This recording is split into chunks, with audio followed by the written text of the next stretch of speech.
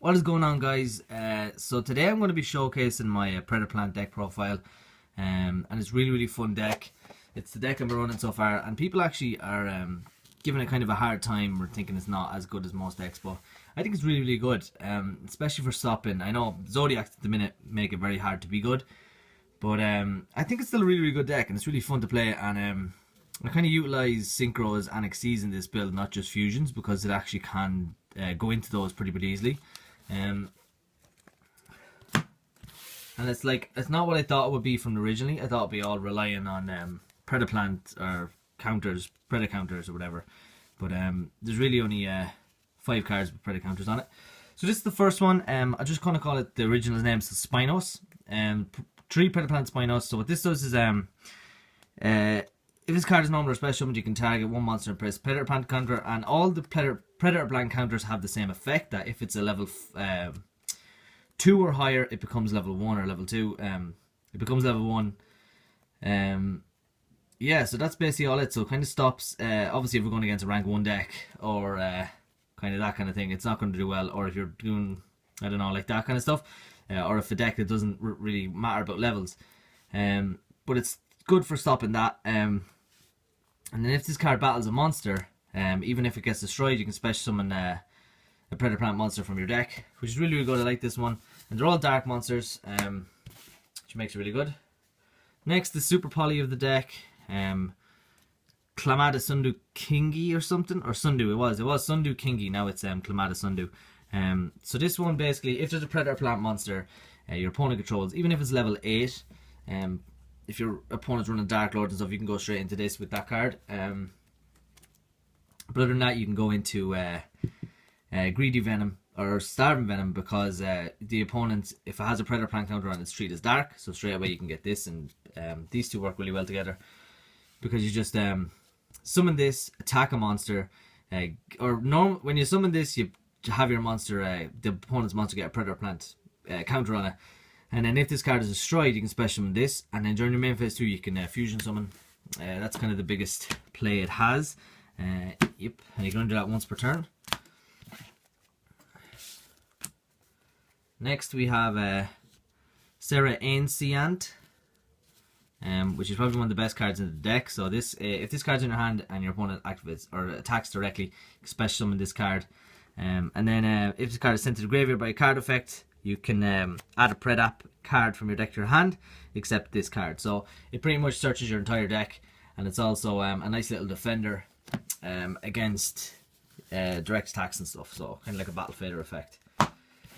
Next, 2 flytrap. Probably run this up. I was thinking of running this at 3 and this one at 1, but so far 2 and 2 seems to be doing really well at the minute. So flytrap basically is the same as Spinos, which is when it's normal or special, or you can just once per turn you can target a monster and give it a Predaplant counter. Its level becomes 1 if it's Stinger or higher. Obviously it doesn't affect Xyz monsters, but that doesn't really matter anyway. So that's really all it does. And then at the start, if its card battles with a monster with equal level to it, or this card has a higher level than the monster it's attacking, you can destroy that monster and then increase this card's level by that level, which sometimes actually works out kind of really well if you're going for the synchro plays as well, but you don't kind of rely on it. It just can't help. Then you have Predaplant Squid Drosera, or Drosera. And what this card does is you can send this card from your hand to the graveyard, target one face of monster you control. It can attack all monsters your opponent controls with Predaplant counters on this each, so it's not really that good, but sometimes it can work really well. And then if this face-up card leaves the field, place a Predaplant counter on each special monster your opponent controls.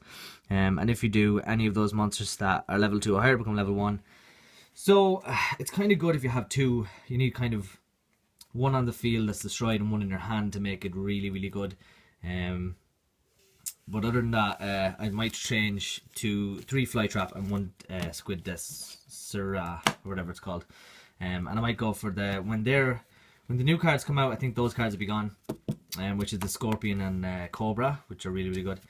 This card, a lot of people, I only run 1 as well because it is searchable and it's really good. So if your opponent has, the reason this card is really good is because it can special summon itself from the hand or graveyard. So if your opponent, one of your opponent's monster has a Predaplant counter on it, you contribute the monster with the Predaplant counter and special summon this to your field. which is really good. It's kind of like a weird kaiju effect. The problem is Predaplant counters, and other than that, it also really helps with Ultimaya and stuff, because I do run Ultimaya in this deck. It actually works really well with this card, and I'll show you the way to do that very soon. It also has another effect. If this card is on the field or in the graveyard, you can banish one of the Predaplant monster in the graveyard. Target one face a monster in the field, it loses 500 attack.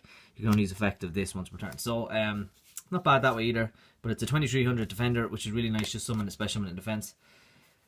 Next, that's it for the Predaplant counter. So next is 3 Lone Flyer Blossom. Now Lone Flyer Blossom can bring out this card straight away. So that's how you can search it with all the other monsters, which are Spinos for a defender.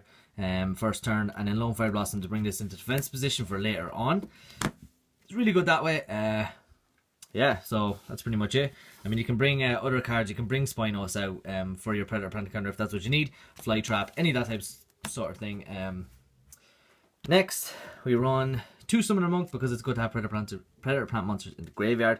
Run plenty of traps, and it's good to get any of the materials you need to defense position or to the field from your deck. So yeah, it's really nice that way.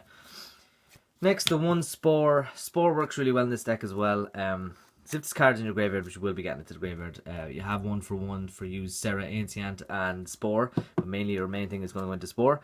But if also Sarraceniant the one that attacks directly, when it's destroyed anyway, you can search, so you can use either or. But this card's in your graveyard, you can move and play one of their plant type monster in the graveyard, special summon this card from the graveyard and increase level by the level of that monster. So if you get rid of a 4, it becomes a 5, and then Hydra, and this will make Ultimaya, and the 2 can be special in the grave very, very easily. I also run Sea Monster. Next, for the spells, that's it for the monsters, by the way. 3 poly, just for the very easily Chimerafflesia from your hand. It's very, very easy to get out.